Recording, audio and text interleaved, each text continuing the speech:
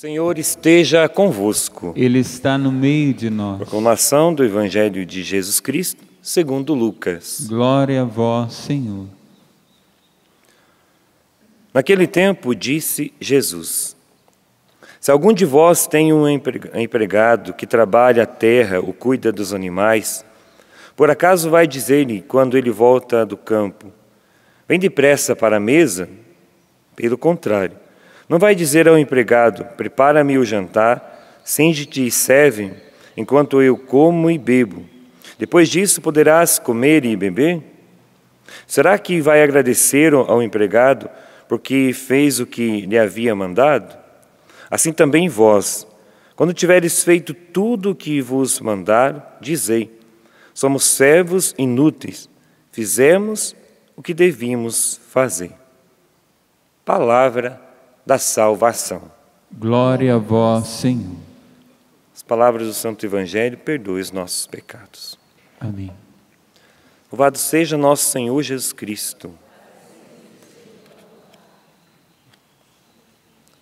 Hoje a liturgia, irmãos e irmãs, nos proporciona e nos ensina o segredo para que possamos viver na bênção de Deus. E o segredo para vivermos na bênção de Deus é andar segundo ou conforme a sã doutrina e ensinar a sã doutrina. Porque a leitura da carta de São Paulo a Tito começa dizendo: caríssimo, o teu ensino seja conforme a sã doutrina. O teu ensino seja conforme a sã doutrina. E aí começa dando alguns recados. Dá o recado para os velhinhos e dá recado para as mulheres idosas. Não fui eu que inventei, está aqui na leitura. Os mais velhos sejam sóbrios, ponderados, prudentes, fortes na fé, na caridade, na paciência. Eu lembro uma vez o Padre Jonas falando numa pregação, e ele dizia: existe muitos velhinhos por aí, e ele disse com essa expressão, velhinhos por aí sem vergonha, que precisam de conversão. Porque a gente acha que a pessoa já chegou numa idade já avançada, que pela idade, é lógico que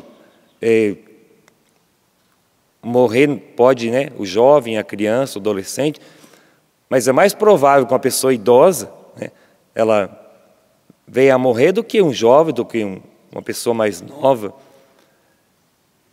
E a gente pensa que a pessoa que já está com uma idade mais avançada, ela já tem essa consciência de que precisa mudar de vida, precisa de conversão. A conversão ela é diária, é para todos nós, sim. Mas existe por aí muitos velhinhos e velhinhas que ainda parece que não tomaram essa consciência. E eu lembrava dessa pregação do Padre Jonas do Rincão do Meu Senhor, e ele falava com muita força.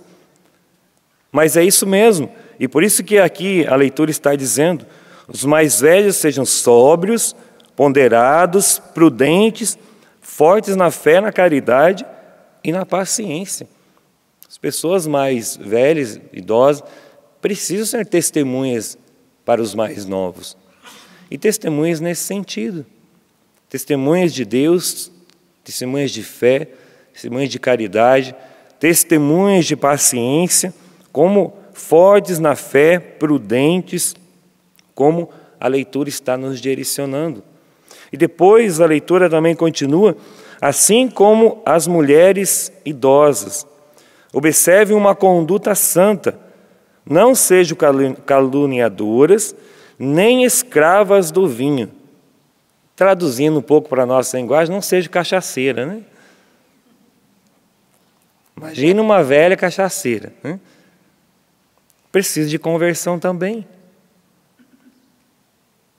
Se aí continua a leitura dizendo: saibam ensinar as jovens a amarem seus maridos, a cuidarem dos filhos, a serem prudentes, castas, boas donas de casas, dóceis para com os maridos, bondosas, para que a palavra de Deus não seja difamada. Se nós entendêssemos esta leitura de hoje, aqui está o segredo para uma família feliz. Está o segredo para uma família feliz. Tanto para o senhor aqui, para a senhora, e o senhor e a senhora, poderíamos dizer para os pais, ensinar os filhos, ensinar as jovens a amar os seus maridos. E aí até ontem, preparando aqui esta homilia, eu coloquei assim: cuidado com o ensinamento que você está dando para os seus filhos. Às vezes nós falamos assim: o mundo mudou, por isso que eu tenho que caminhar conforme a modernidade, conforme o que a televisão está ensinando, conforme o que a escola está ensinando, mas a sã doutrina não mudou, a palavra de Deus não mudou. Aquilo que nós aprendemos do que é certo enquanto família, enquanto homem e mulher que constitui família, aquilo que nós aprendemos desde a nossa infância e aquilo que a igreja nos ensina, a igreja continua ensinando e não vai mudar. E você precisa continuar ensinando para os seus filhos, para os seus netos.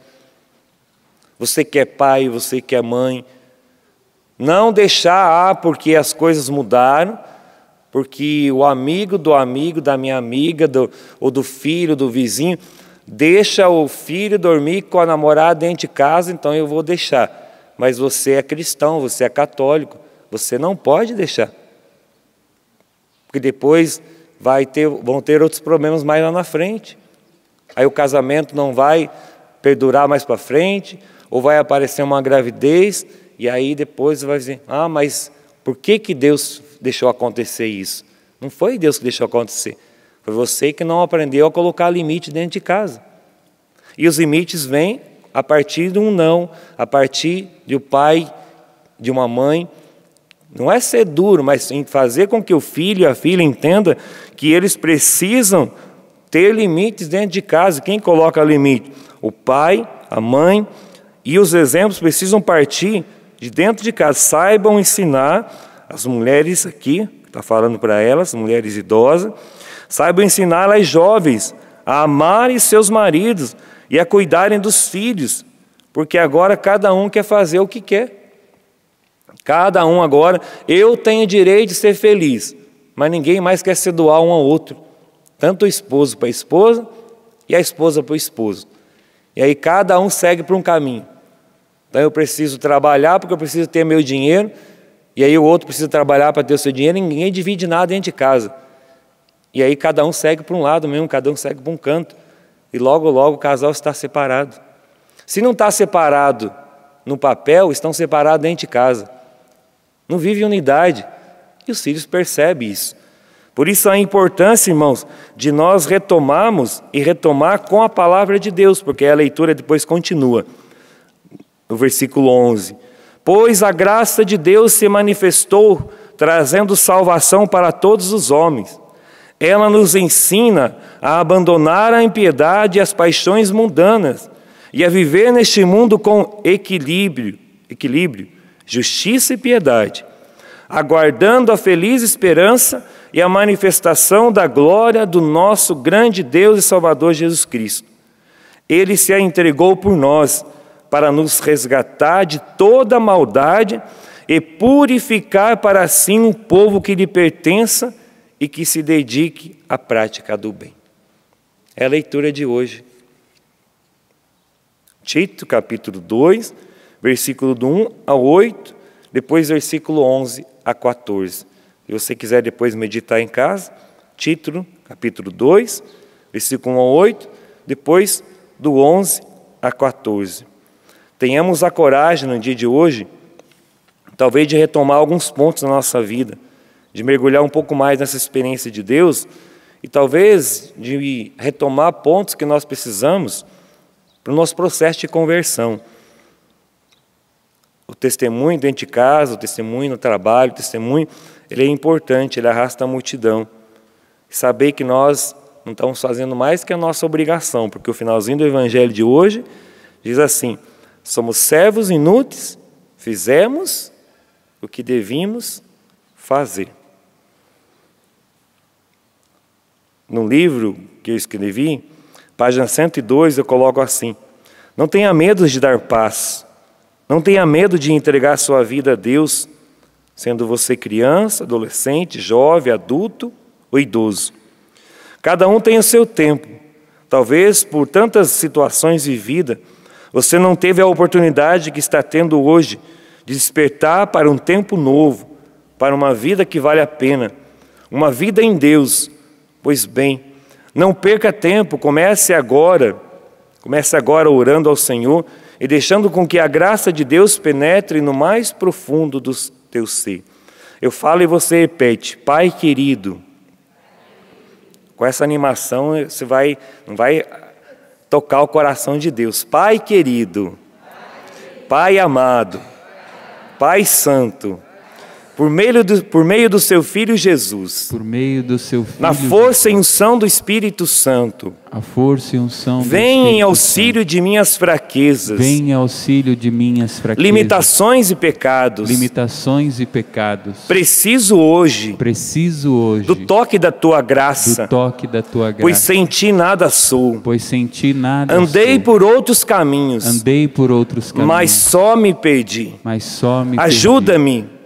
Ajuda-me, Senhor, a ressuscitar. Preciso recomeçar, mas sozinho não consigo. Quero me levantar, mas somente com meu esforço não consigo dar passos. Espírito do Deus vivo, derrama sobre mim uma unção nova e poderosa. Preciso de um novo Pentecostes, de uma nova unção, uma transformação completa. Renova minhas forças e meu desejo de testemunhar sua presença. Obrigado, Senhor, porque já posso sentir o novo de Deus. Obrigado, Senhor, porque sempre escuta o clamor do seu povo. Bendito seja o teu nome. Porque no dia de hoje começa um tempo novo na minha vida, na minha casa, na minha família, no meu coração. Muito obrigado, Senhor. Bendito seja o teu nome.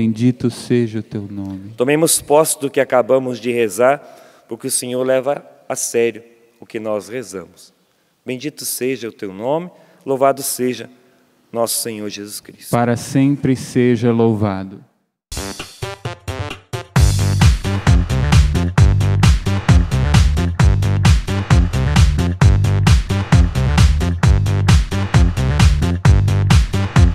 CançãoNovaPlay.com. Assine já!